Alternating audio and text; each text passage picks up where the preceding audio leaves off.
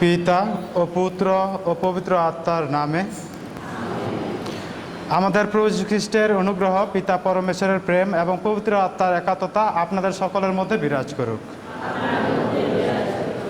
খ্রিস্টেতে প্রিয়জনেরা, আমরা আজ পালন করছি সাধারণকালের 18তম রবিবার। আর এই দিনে ঈশ্বর আমাদেরকে জীবনময় খাদ্য দান করতে চান। আমরা কতটা সেই জীবনময় খাদ্য গ্রহণ করতে প্রস্তুত তা আমাদের নিজেদের জীবনের দিকে তাকায়।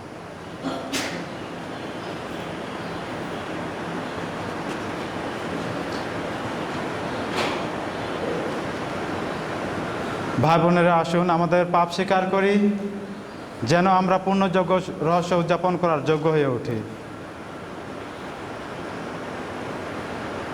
সর্বশক্তিমান ঈশ্বরের কাছে এবং ভাই বোনেরা, তোমাদের কাছে কাজে এবং অবলায় অতিশয় পাপ করেছি। আমার পাপ, আমার অপরাধে, আমার গুরুতর অপরাধে। অতএব নিত্য কুমারী ধন্য মারিয়া, সকল সাধীগণ এবং ভাই বোনেরা, তোমাদেরকে বিনতি করি আমাদের প্রভু পরমেশ্বরের কাছে আমার জন্য প্রার্থনা। সর্বশক্তিমান ঈশ্বর আমাদের প্রতি সদয় হন, আমাদের পাপ স্বীকার করুন, পাপ ক্ষমা করুন এবং শাশ্বত জীবনে আমাদের আনন্দ করুন। হে প্রভু দয়া করো, হে খ্রিস্ট দয়া করো, হে প্রভু দয়া করো।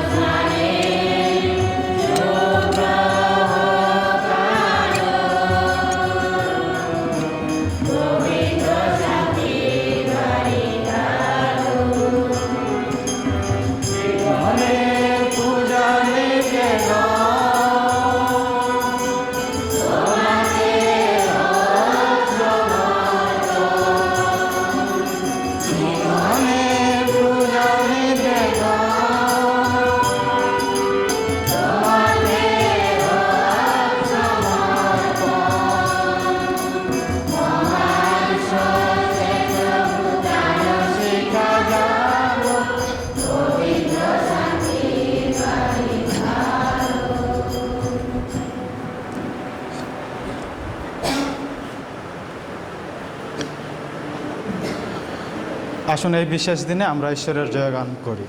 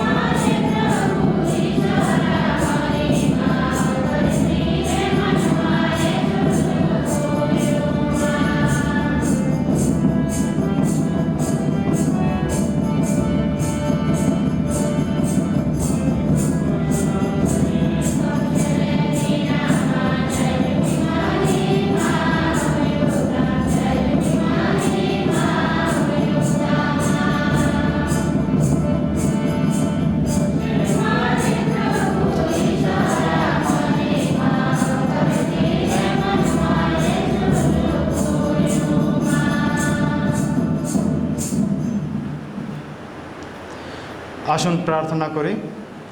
আমরা আজকে বিশেষভাবে প্রার্থনা করি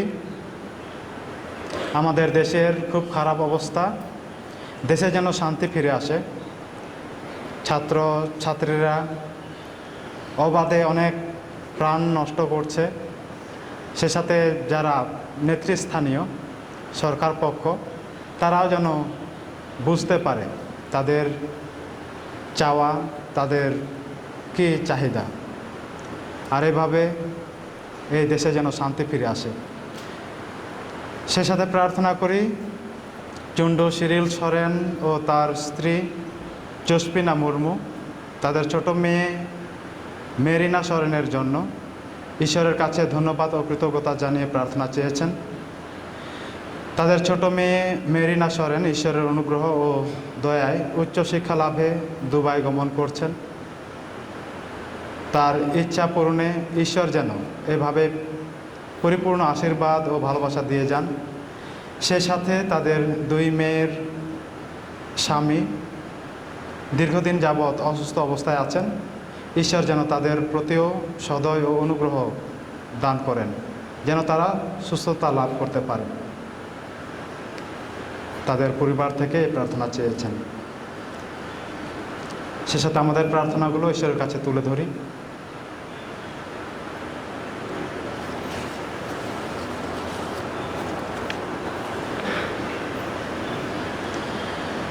হে জগৎ স্রষ্টা, যে জীবন দিশারি, যারা তোমাকে ডাকে তুমি তাদের পাশে এসে দাঁড়াও। তোমার অনিঃশেষ করুণা তুমি তাদের ধন্য করো। সে কথা মনে রেখে আমরা তোমাকে ডাকি। তোমার সৃষ্টির মধ্যে যা কিছু নষ্ট হয়েছে তুমি তা নববিকশিত করো, চির অম্লান করে রাখো। তোমার পুত্র আমাদের প্রভু যীশু খ্রিস্টের নামে প্রার্থনা করি। পবিত্র আত্মার সংযোগে তোমার সঙ্গে জীবনময় ও সর্বনিয়ন্তা ঈশ্বররূপে তিনি যুগে যুগে বিরাজমান। প্রথম পাঠ, যাত্রা পুস্তক। মরুভূমিতে ইসরায়েল জাতির সমস্ত মানুষ একদিন মোশে ও তাঁর ভাই আরনের বিরুদ্ধে নানা অভিযোগ তুলতে লাগল। তারা মোশে ও আরনকে বলল, হায় রে, কেন যে আমরা বরং ভগবানের হাতে মিশর দেশে মরিনি? তখন তো মাংসের হাড়ের কাছে বসতে পেতাম, তখন পেট ভরেই রুটি খেতাম। আর তোমরা কেনা সেখান থেকে আমাদের এই মরুভূমিতে নিয়ে এলে, যাতে এই বিরাট দলের সবাই খিদের জ্বালায় মরে যায়। তখন ভগবান মোশেকে বললেন, আমি এখন তোমাদের জন্যে আকাশ থেকে রুটি বর্ষণ করব। লোকেরা রোজ বাইরে এসে যার যে দিন যতটা দরকার সেই মতো খাবার কুড়িয়ে নেবে। আমি এইভাবে তাদের পরীক্ষা করে দেখব যে তারা আমার আদেশ মেনে চলে কিনা।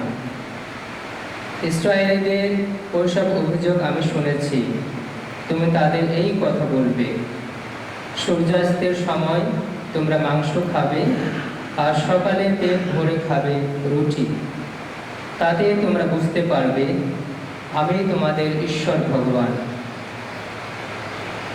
তখন হলো কি, সন্ধ্যাবেলায় হঠাৎ এক ঝাঁক ভারুই পাখি উড়ে এলো আর তাঁবুগুলো যেখানে ছিল সে জায়গাটা ঢেকে ফেলল। আর পরের দিন সকালে দেখা গেল তাঁবুগুলো চারপাশে পড়ে আছে জমাট শিশির। এই জমাট শিশির যখন উবে গেল, তখন মরুভূমির বুকে পড়ে রইল কি একটা পাতলা ঝুরঝুরো জিনিস, মাটির উপরে তুষার কণার মতোই পাতলা কোনো কিছু। ইসরায়েলিরা যখন তা দেখতে পেল, তখন তারা নিজেদের মধ্যে বলাবলি করতে লাগলো, ওটা আবার কি? কারণ তারা জানতো না যে জিনিসটা কি। তখন মোশে তাদের বললেন, এই সেই রুটি ভগবান যা তোমাদের খাবার জন্য দিয়েছেন। এই হলো প্রভুর বাণী। ধ্যান গীতি। প্রভু দিব্য খাদ্যদানে চিত্ত কর প্রাণ।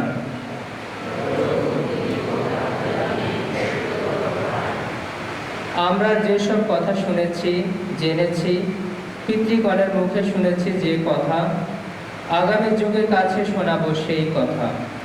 ভগবানের শতনাম, তাঁর মহাশক্তির কাহিনী শোনাবো সবারই, বলবো তাঁর অপরূপ যত কীর্তি কথা। ধূ প্রভু দিব্য খাদ্যদানে সিদ্ধ কর প্রাণ। ঊর্ধ্বের আকাশকে তিনি দিলেন আদেশ, খুলে দিলেন তিনি নভমণ্ডলের সব দ্বার। সকলের খাদ্যরূপে মান্না ঝরালেন তিনি বৃষ্টির মতন, তাদের দিলেন সেই স্বর্গীয় গোধূম। ধূ প্রভু দিব্য খাদ্যদানে সিদ্ধ কর প্রাণ। তখন মানুষ খেতে পেল দিব্য শক্তিশালীদের রুটি। ভগবান এতই খাদ্য পাঠালেন তখন, যাতে মেটে সকলের ক্ষুধা। তাদের সঙ্গে নিয়ে চললেন তিনি তাঁর সেই পবিত্র ভূমিতে, বাহুবলে অধিকৃত তাঁর সেই পর্বত ভূমিতে। ধূ প্রভু দিব্য খাদ্যদানে সিদ্ধ কর প্রাণ। দ্বিতীয় পাঠ, এফেসীয়দের কাছে সাধু পলের পত্র। প্রিয়জনেরা, প্রভুর নামে আমি তোমাদের বলছি, জোর দিয়ে বলছি, তোমরা আর বিধর্মীদের মতো জীবনযাপন করো না। তারা শুধুমাত্র অসার ধ্যান ধারণা চলিত। খ্রিস্টের শিষ্য হয়ে তোমরা তো সেইভাবে চলতে শেখনি। অবশ্য তোমরা যদি সত্যি তারই কথা শুনে থাকো, যে সত্য যিশুকেই নিহিত, তার সেই সত্যেরই মন্ত্রে যদি তোমরা দীক্ষিত হয়ে থাকো, তোমরা এই শিক্ষায় পেয়েছো যে তোমাদের আবেগের জীবনযাত্রা ছেড়ে দিতে হবে। জীর্ণ পোশাকের মতোই পরিত্যাগ করতে হবে তোমাদের সেই পুরনো মানুষটাকে। মোহময় কামনা, ক্ষতিষ্ণু সেই মানুষ। মনের সব প্রেরণায় নবীন হয়ে তোমাদের বড় করে নিতে হবে সেই নতুন মানুষটিকে, যে মানুষ শ্রেষ্ঠ হয়েছে ওইসব প্রতিরূপে, সত্যের প্রভাবে ধর্মিষ্ঠ ও পবিত্র এই সৃষ্টিরূপে। এ হলো প্রভুর বাণী।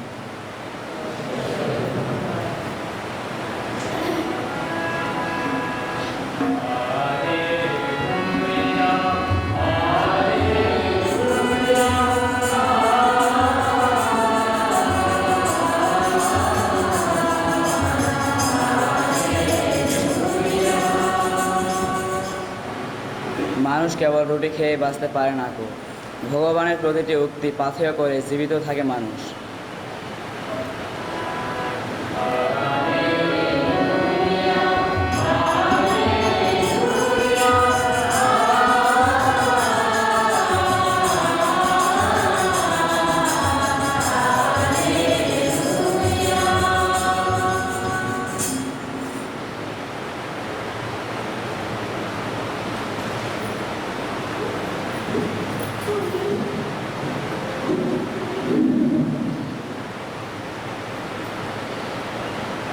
প্রভু আপনাদের সহায় থাকুন। সাধু যোহন অনুসারে পবিত্র মঙ্গল সমাচার থেকে পাঠ।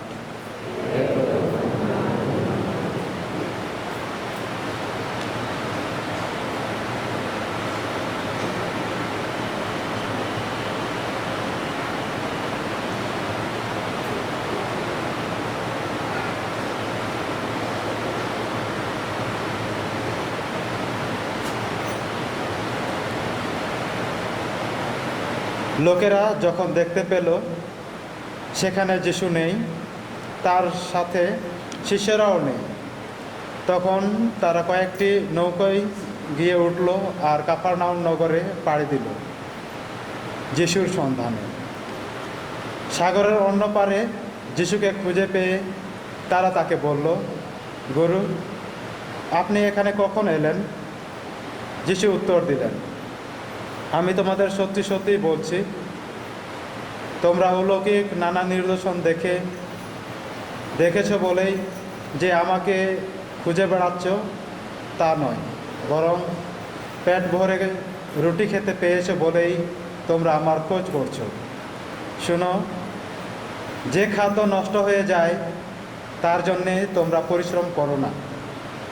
যে খাদ্য শাশ্বত জীবনের পাথেয় রূপে থেকে যায় তোমরা বরং পরিশ্রম করো তারই জন্যে। আর সেই খাদ্য মানবপুত্রই তোমাদের দান করবে, কারণ পিতা পরমেশ্বর তাকেই আপন মুদ্রাঙ্কনে চিহ্নিত করেছেন। তারা তখন তাকে জিজ্ঞেস করল, পরমেশ্বর যা চান তাই করতে হলে আমাদের কি করতে হবে? উত্তরে যিশু বললেন, পরমেশ্বর যাকে প্রেরণ করেছেন তাকে বিশ্বাস করতে হবে, এই তো তিনি চান।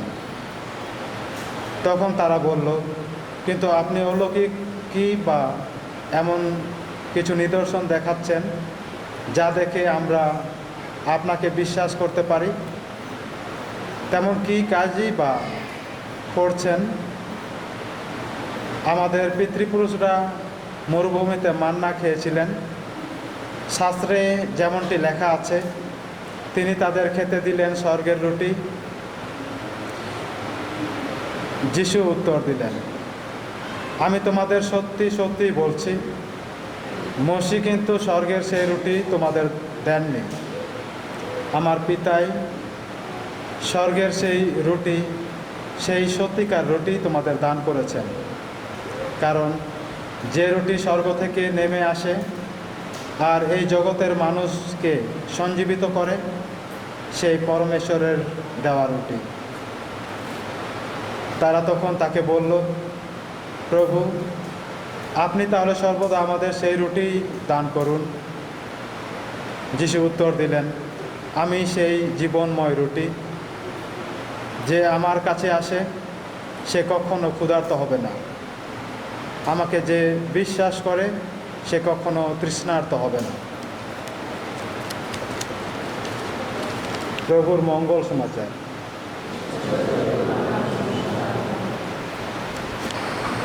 খ্রিস্টেতে প্রিয়জনেরা, আমরা যদি একটু লক্ষ্য করি, ক্ষুধার্ত মানুষ সে অনেকটা রাগী হয়।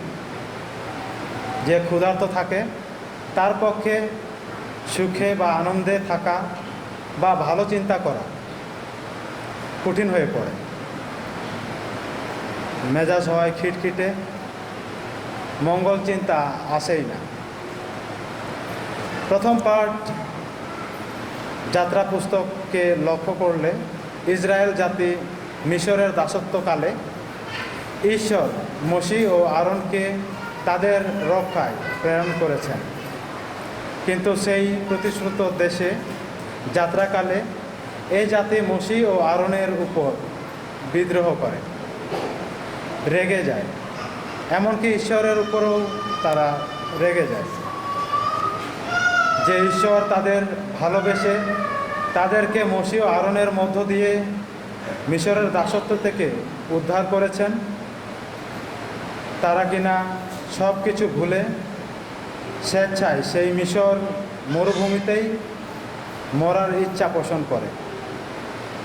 তাই তারা মসি ও আরনের বিরুদ্ধে নানা অভিযোগ তুলে। তাদের এই যাত্রাকালে গন্তব্যে পৌঁছার জন্য তাদের দরকার ছিল খাবারের।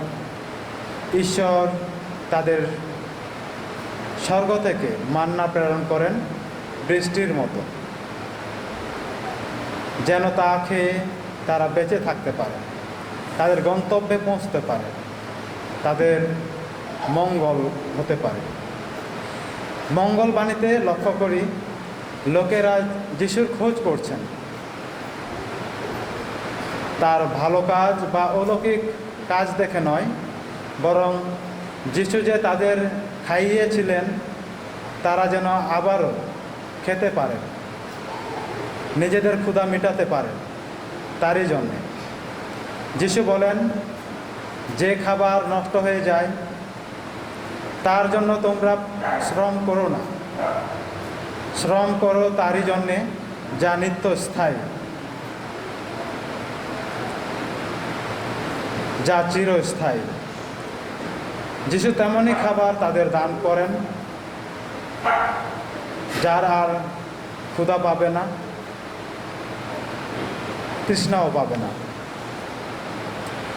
আমাদের কাছে প্রশ্ন হলো, আমরা খাবারের জন্য বাঁচি না বাঁচার জন্য খাই?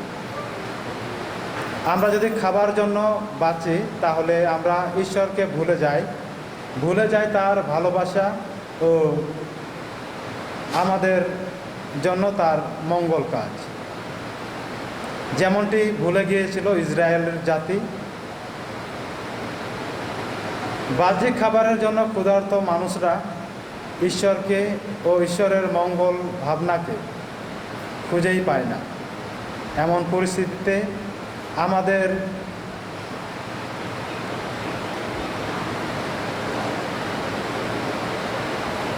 গুণাবলী, আশা, বিশ্বাস বা ধৈর্য বা সহ্য শক্তি হারিয়ে যায়, মরে যায়। যদি বেঁচে থাকার জন্য খায় তাহলে ঈশ্বর আমাদের এই ভালো গুণগুলোকে বাঁচিয়ে রাখে এবং নিজেদের বাঁচতে সহায়তা করে। যারা খাবার জন্য বাঁচে তারা তার নিদর্শন চায় বা বাহ্যিক বস্তুতে আসক্ত থাকে। তাদের বিশ্বাস এই বাহ্যিক বস্তুর উপরে, যা তাদের বাহ্যিক প্রয়োজন মিটিয়ে থাকে। এমন মানুষই যিশুকে গ্রহণ করে, পরবর্তীতে কঠিন সময় এলে তাকে পরিত্যাগ করে তার উপর বিশ্বাস হারায়। যিশু আরও মনে করিয়ে দেন তার অনুসারীরা যেন সেই খাবারের জন্য শ্রম না করে যে খাবার ধ্বংস হয়ে যায়, বরং তারই জন্য শ্রম করে যেটি স্থায়ী, যেটি জীবনময়, যিশু বলেন, মসি মরুভূমিতে তোমাদের খাবার দেননি, দিয়েছেন আমার পিতা।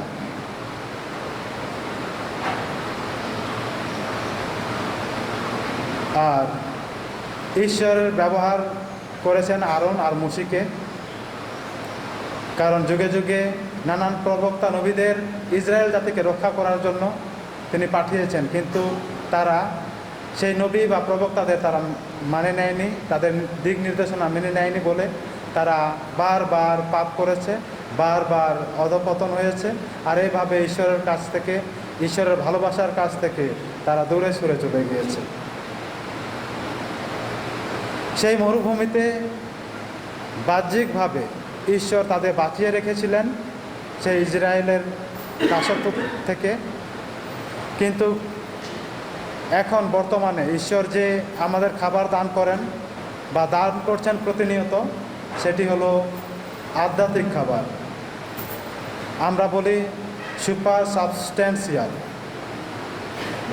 আমরা যেই খাবার খ্রিস্টভক্ত হিসেবে প্রতিনিয়ত ঈশ্বর আমাদের দান করে থাকেন এই বেদিতে, সেটি সাধারণ যেই রুটি ও দ্রাক্ষারস, এটিকে রূপান্তরিত করে তিনি যিশুর দেহ রক্তে পরিণত করেন, আর সেটি খেয়েই আমরা সেই জীবন ধারণ করি, সেই জীবনময় খাদ্য গ্রহণ করি। আর এইভাবে আমাদের অনন্তকালের যাত্রার পথে এই অনন্ত জীবন লাভ করি। আর পল বলছেন, আমরা যেন পুরাতন জীবনকে, পুরাতন আমিত্বকে ফেলে নতুন আমিত্ব, অর্থাৎ নতুন মানুষকে, নতুন আত্মাকে আমাদের জীবনে উদ্ভাসিত করি, আর নতুন মানুষ হিসেবে বেড়ে উঠতে থাকি, যা ঈশ্বরের প্রতিমূর্তিতে সৃষ্ট।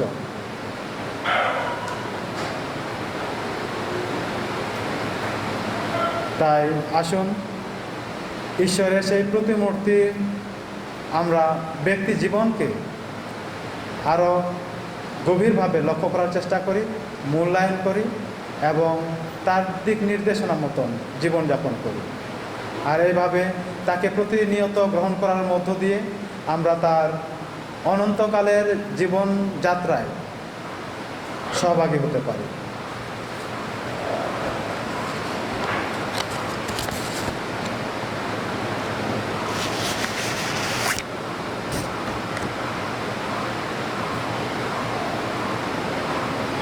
আসুন দাঁড়িয়ে আমাদের বিশ্বাস মন্ত্র ঘোষণা করি।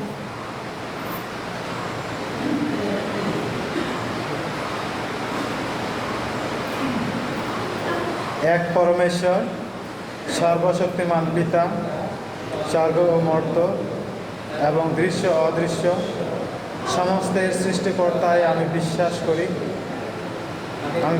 করি। এক প্রভু, যিনি খ্রিস্টে, যিনি পরমেশ্বরের একমাত্র জাত এবং সর্বযুগের পূর্বে পিতা হতে জড়িত, পরমেশ্বর হতে পরমেশ্বর, জ্যোতি থেকে জ্যোতি, সত্যেশ্বর হতে সত্যেশ্বর, তিনি জাত সৃষ্ট নন, পিতার সঙ্গে অভিন্ন স্বরূপ, তার দ্বারা সমস্তই হল সৃষ্ট। আমাদের মানবকুলের জন্যে ও আমাদের পরিত্রাণের উদ্দেশ্যে স্বর্গ থেকে তিনি আগমন করলেন, মারিয়ার গর্ভে আগমন করলেন এবং মানুষ হলেন। পন্তীয় পিলাতের শাসনকালে আমাদের জন্য তিনি ক্রুশবিদ্ধ হলেন, মৃত্যু যাতনা করলেন এবং হিসাবে তৃতীয় দিবসে মৃত্যুর পর যেটা দক্ষিণ পার্শ্বে প্রতিষ্ঠ আছেন, তিনি জীবিত মৃত্যুদের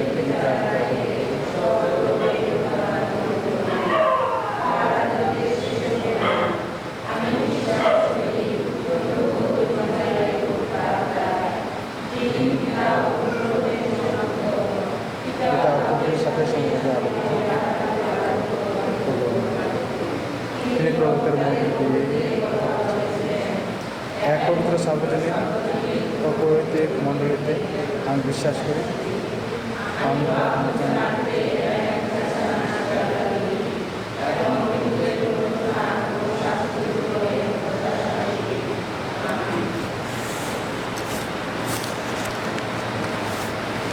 আসুন পিতার চরণে আমাদের প্রার্থনা সফল তুলে ধরি।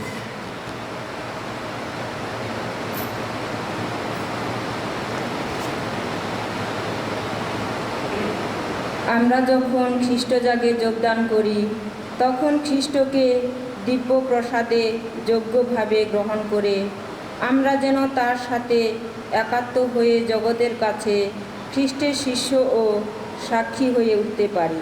এসো তার জন্য প্রার্থনা করি। বাংলাদেশের অগণিত বিচ্ছিন্ন, ক্ষুধিত, পীড়িত ও অসুস্থ জনগণের মধ্যে বিশ্ব সংস্থাগুলো যেন তাদের নেতৃত্ব, প্রকল্প, অর্থ সম্পদ, খাদ্য সামগ্রী ও ঔষধপথাদি উদারভাবে ও যথাযোগ্যভাবে প্রয়োগ ও বন্টন করে। এসো তার জন্য প্রার্থনা করি। স্থানীয় মণ্ডলীর জীবনধারায় যেন হৃদয়তা, আন্তরিকতা, সহযোগিতা ও কাজকর্মে সততা ও সরলতা বিরাজ করে এবং খ্রিস্ট উপাসনায় সবাই যেন নিষ্ঠার সঙ্গে সক্রিয় অংশগ্রহণ করে। এসো তার জন্য প্রভুর কাছে প্রার্থনা করি। প্রতিটি খ্রিস্ট ভক্ত যেন পাপের স্বভাব পরিত্যাগ করে খ্রিস্টের সত্যের প্রভাবে ধর্মপরায়ণ ও পবিত্রভাবে জীবনযাপন করে। এসো তার জন্য প্রার্থনা করি। বাংলাদেশের এই উত্তাল পরিস্থিতি যেন আরও শান্ত হয়, একটি সুন্দর সমাধান আসে, তার জন্য আসুন ঈশ্বরের কাছে প্রার্থনা করি।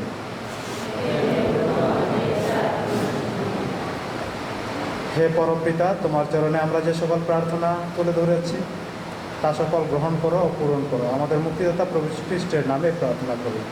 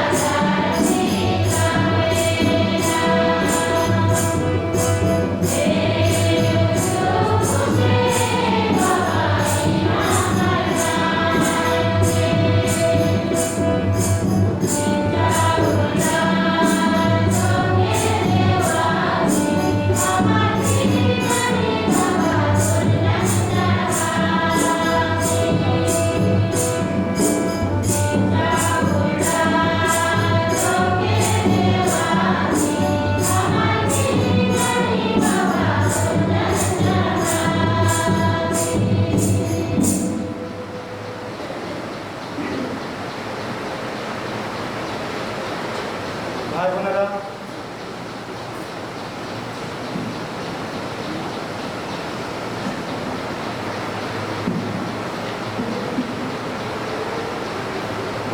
প্রার্থনা করুন যেন আমারও আপনাদের যোগ্য সর্বশক্তিমান পিতা পরমেশ্বরের কাছে গ্রহণযোগ্য হয়।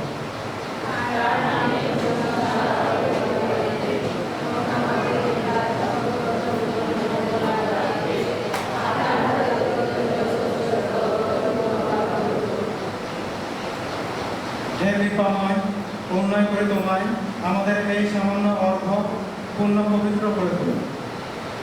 তা মিলিত করো সেই আধ্যাত্মিক যজ্ঞগুলি স্বয়ং তোমার পুত্র যিশুর আত্মস্বর্গের সঙ্গে।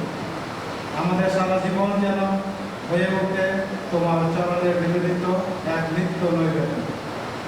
আমাদের প্রভু যীশু খ্রিস্টের নামে প্রার্থনা করি। প্রভু আপনাদের সহায় থাকুন, আপনাদের হৃদয় উত্তোলন করুন। আসুন আমাদের প্রভু ঈশ্বরের ধন্যবাদ করি। হে প্রভু, পবিত্রতম পিতা সর্বশক্তিমান সনাতন পরমেশ্বর, সর্বকালে সর্বস্থানে তোমার প্রতি ধন্যবাদ নিবেদন করা সত্যি বিহিত, সত্যি ন্যায্য, সমীচীন ও কল্যাণকর। বিশ্ব চরাচরের সমস্যায় তুমি রচনা করেছ।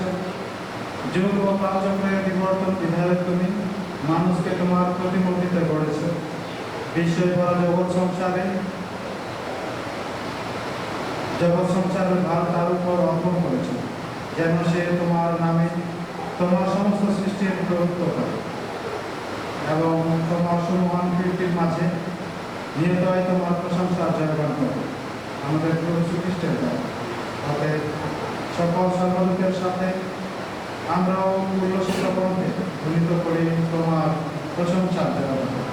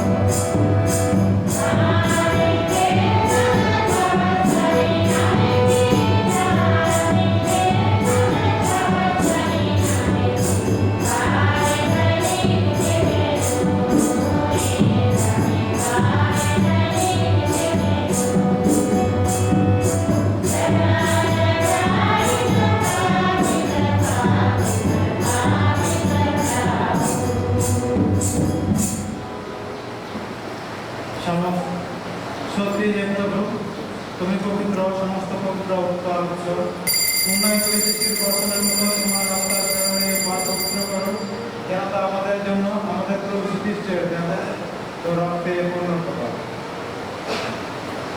মৃত্যু যাতনায় স্বেচ্ছায় সমর্পিত হওয়ার ফলে তিনি রুটি হাতে নিলেন এবং ধন্যবাদ জানিয়ে তা ভাঙলেন এবং তার শিষ্যদের দিয়ে বললেন, না, এ থেকে খাও সকলে, কেননা এ আমার দেহ যা তোমাদের জন্য সমর্পিত হবে।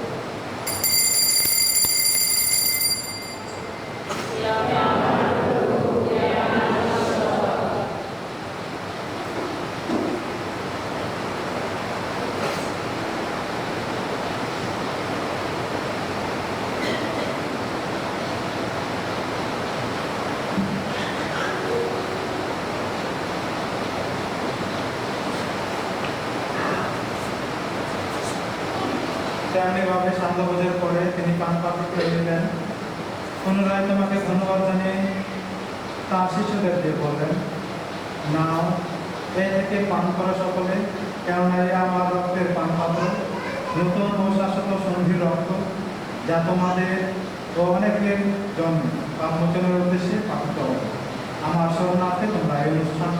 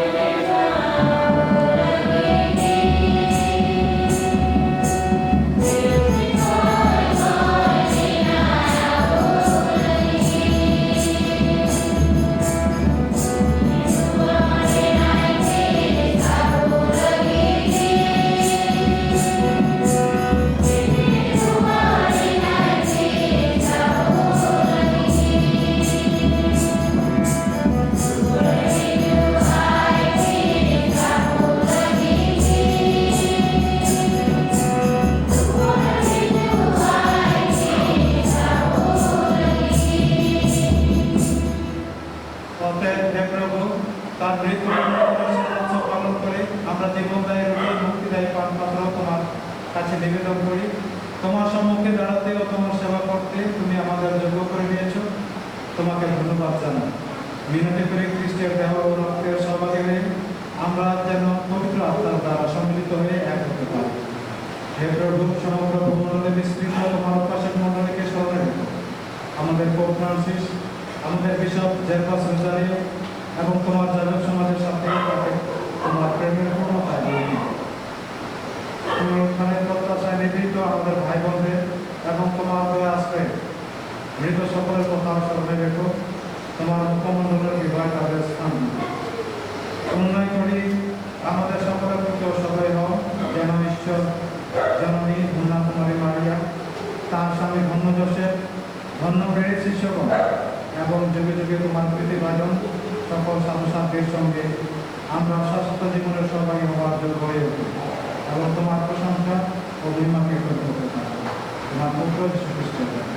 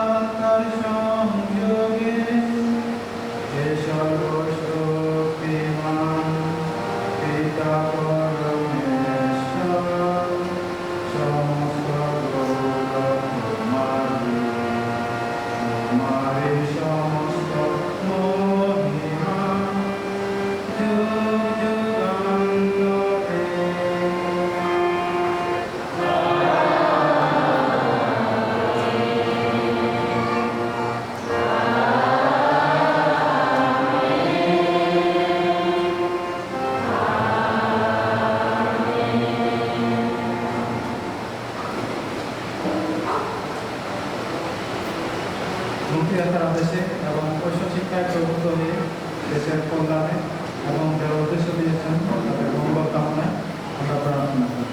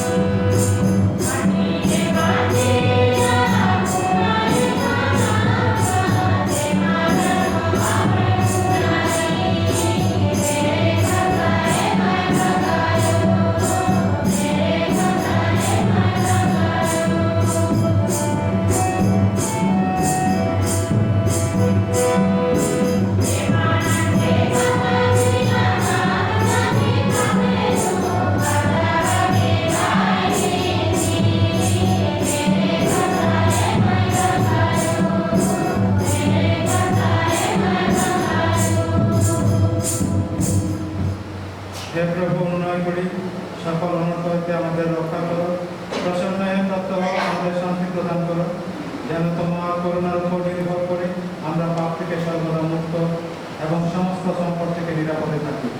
আমরা রয়েছি সেই পূর্ণ আশায় এবং আমাদের মুক্তিদাতা যীশু খ্রিস্টের আগমনের প্রতীক্ষা।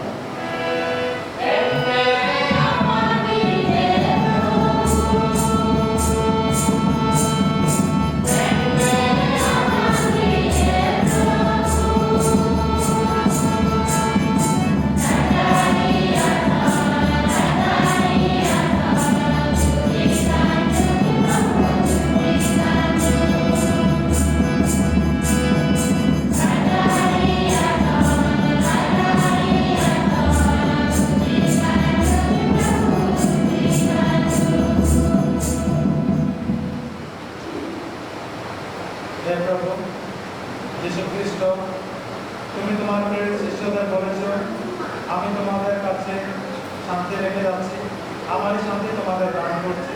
আমাদের পাপের প্রতি নয়, বরং তোমার মণ্ডলের বিশ্বাসের প্রতি দৃষ্টিপাত করো। প্রসন্ন হয়ে তোমার ইচ্ছা অনুসারে তাকে শান্তি ও একতা প্রদান করো। তুমি জীবিত আছো ও রাজত্ব করছো যুগে যুগান্তর। প্রভুর শান্তি সর্বদা আপনাদের মধ্যে বিরাজ করুন। আসুন পরস্পরকে খ্রিস্টের শান্তি প্রদান করুন।